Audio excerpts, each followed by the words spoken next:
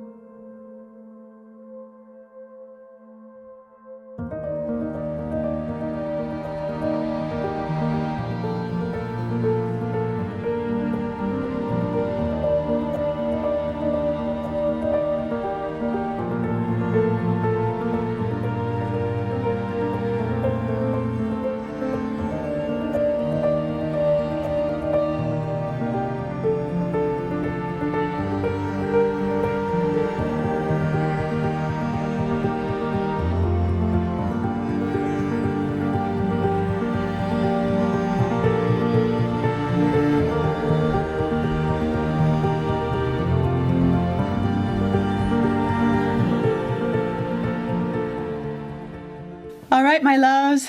I hope you enjoyed that. I sure did. So enjoyable, relaxing, fun, easy, just really just kind of being able to kind of let everything go and kind of think through all the things. That's what our creative time is really all about.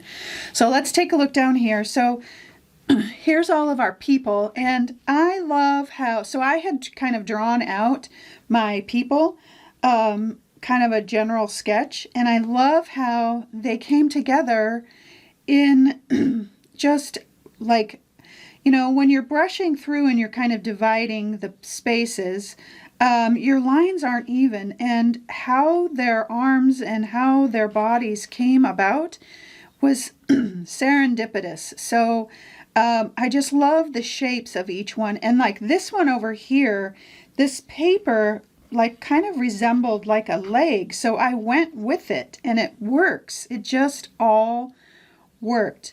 I wanted them to all be different. I wanted different like skin tones. I wanted them to be representational of, you know, all people. And it just like happened that way. And I love it when that happens. I could not have planned out their shapes and all of their things better. And I just went with it.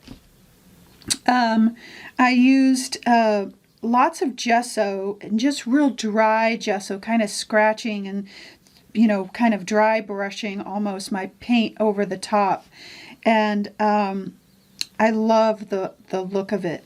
I love also how the papers, you know, I wanted to kind of represent different ethnicities and things like that within my people, and how the papers worked perfectly for that. I could not be more happy about how each one looks and how all of the different parts show up.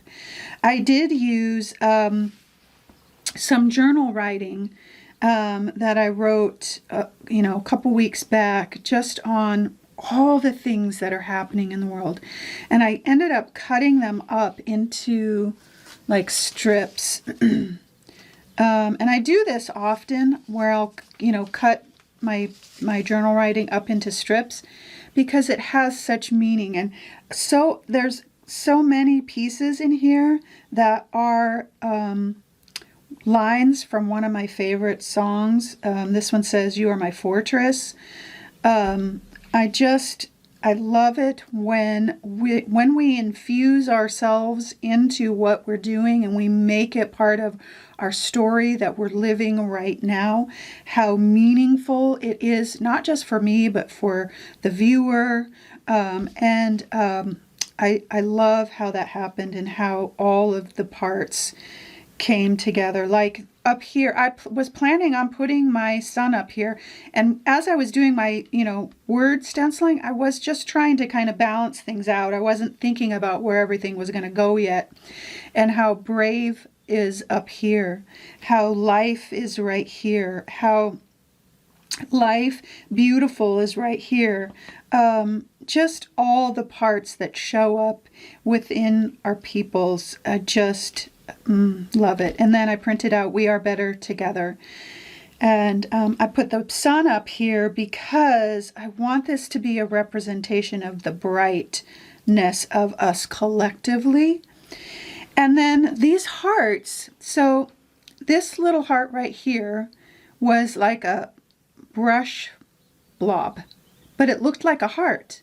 And it was just kind of randomly sitting up here within that purple color.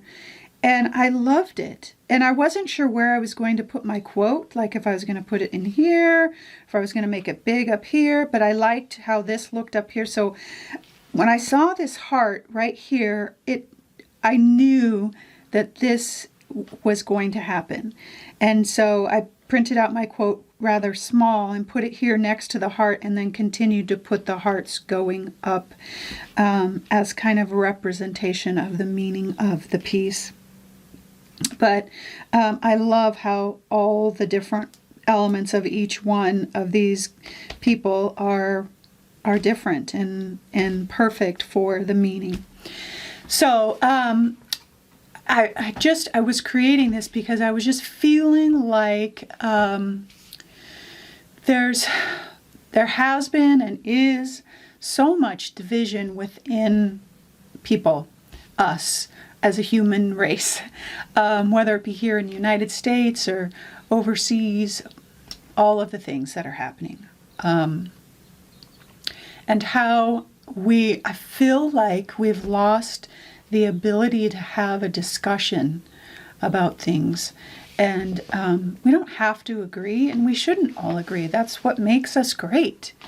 But that we can talk about, have like genuine conversation about things that we disagree with and not be offended, and try to understand from another perspective. And that only happens when we ourselves are covered in grace, and then we can extend that grace to another person. It happens in this deep part rooted in love. Love for ourselves, because if we are not feeling grace and love ourselves, how in the heck can we ever extend that to another human being? And we're all human beings. We all have our collective experiences. We all have our trials, our tribulations, our hurt, our brokenness, our victories, our triumphs. We all have them. And if we cannot, and if we lose the ability to respond to others out of this place of grace and love and compassion, empathy is a big one. Empathy is like trying to understand what it's like to be in somebody else's shoes. Empathy. I feel like we have lost that, and I so pray for that so often, and I'm seeing some of that come back in this last few weeks, kind of rallying around, trying to build a better place for all of us, a little bit, not completely. But I was just truly feeling that in my spirit, in my heart this week, about how we just need to be, and I don't want to just say kinder to one another, because that's too flippant, that's too easy, that's like a catchphrase. But we need to have grace and love and mercy for ourselves so that we can extend that to other people. Usually hurt people hurt people. And until we can understand our own hurt and offer ourselves grace and mercy and find joy and gratitude in what we've been through and what we will be going through, there's just no way to honestly offer that to someone else. And I pray individually for all of us to find that within us, and to feel so loved. And that's part of the reason why I do what I do week after week and tell you you are so loved. Because when you feel loved, you're more likely to give love. And I know it sounds super simplistic, but it makes all the difference. And when we're less judgmental of ourselves, we're less judgmental of others. And that's hard. It's not easy work. It's not easy work. And it's especially not easy work when we really disagree with someone. And yet we can still disagree and be genuine and graceful and kind in the process. That doesn't always mean that we get that back, but it has to start somewhere. It has to. Otherwise, we will continue down a road of complete division, and it's happening in families, among friends. It's sad and overwhelming sometimes. And so I needed to kind of pour all of that out today. I'd been writing about it, thinking about it, all of those kinds of things for weeks, years, it feels like. This is what came out. And so I encourage you to find your grace and love for you today so that you then can give that away. And that's how it starts. That's where it starts. Within ourselves, within our families, within our communities, our neighbors, our block. That's where I'm at today, and that's why I created the piece that I created. All right, my friends, I hope your Sunday is restful and peaceful. I hope today that you know how loved you are, how worthy you are of love, how worthy you are of grace, how to let go of unforgiveness and judgment of yourself so that you can then pass it on. All right, my friends, have a wonderful Sunday, and always, always know that you are loved.